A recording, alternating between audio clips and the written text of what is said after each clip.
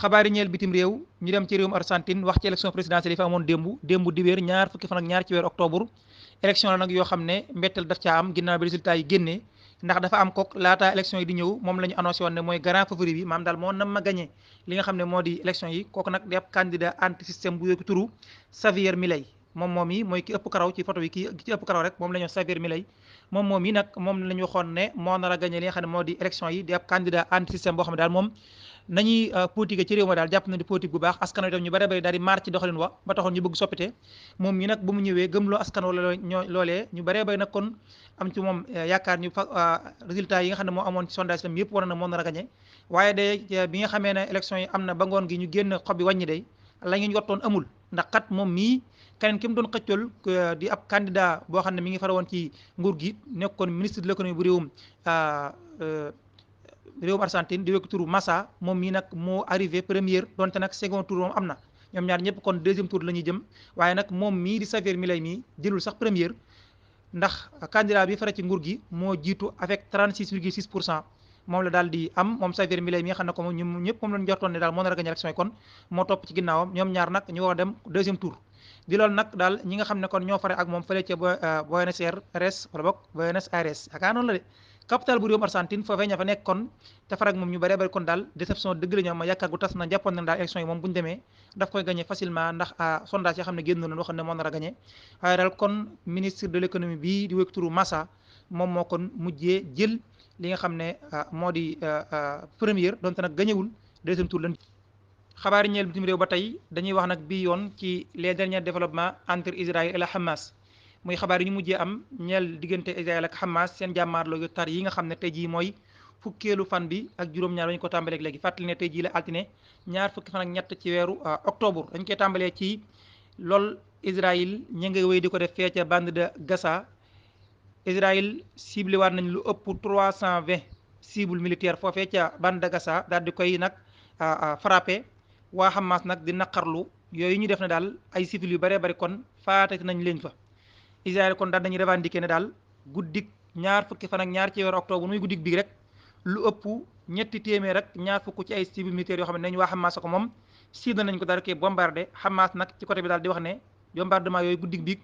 gàtt jur na lu toll ci juróom benn fukki doomi réew Palestine faat nañu leen jaare ko ci rajo yi nga xam ne Israël kon guddik bi ko amal na ko foofee ne daal ñoom dañoo cible lu toll ci 320 cible militaire foofee daal di koy bombardé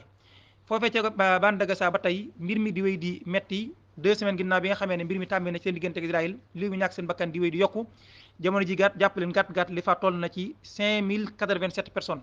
juróomi junni yu toftal juróom-ñett fukk ak juróom-ñaar ci ay nit ñàkk nan seen bakkan depuis bi jàmmaar looy tàmbaleeg léegi ñi ci gën a nag loru ci mbir mi mooy xale yi ndax ci lim boobu jàpp leen 2055 yi ay xale lañ muy ñaari junni ak juróom fukk ak juróom yi xale yi ak jigéen ñi ñoo gën a sonn ci bombardement yi am ca bande de Gaza auditeurs yi Mouhalim Info ba tey ci Israël la ñuy des ñoom xam ne nañ ne am na ñaari drone yoo xam ne waa Hamas ñoo ko moom mu doon naaw ki seen ay jaww daal dinañ koy daaneel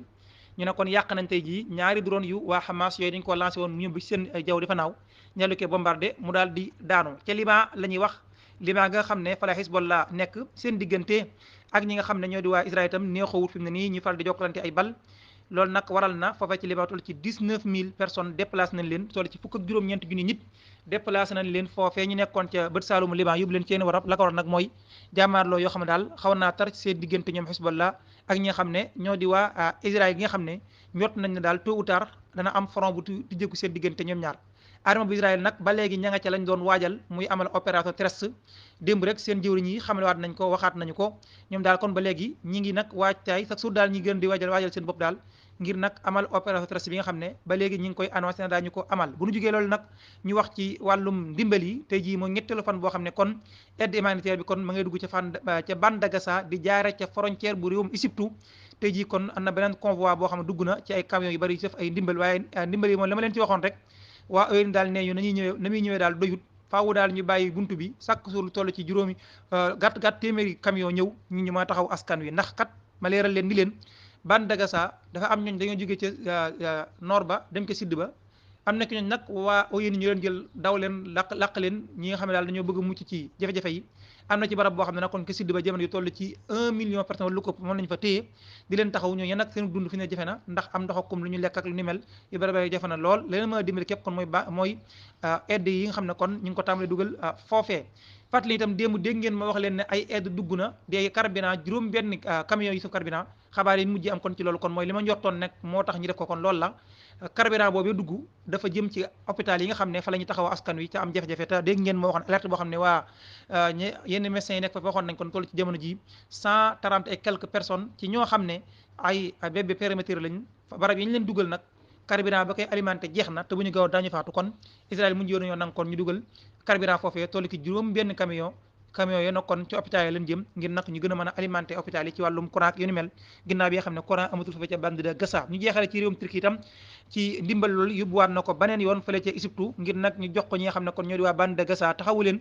ñaari avion cargo yu jógee ca réewum Turquie dem ca réewum Égypte tey ci altine ji ma nga transporté nag ay matériel médical ak itam ay dundu loolu daal lañ fa daal yóbbu kon ñoom Égypte wéy di ko dimbalee ñi nga xam ne ñoo di askanu bande de Gaza auditeurs yi maalim kon ma ngoog loolu yi bokk na ci xabaar yi ñu mujjee am donte nag xabaar yi gën naa riis lool waaye tey comme ni leen ko waxee dama xawoon a jàpp lool kon ngeen jéggal ma li ci des rek fii ak ngoon bu ñëwee ñu baax leen ni gas jërë ngeen jëf asalaamaaleykum wa rahmatullahi wa barakaatu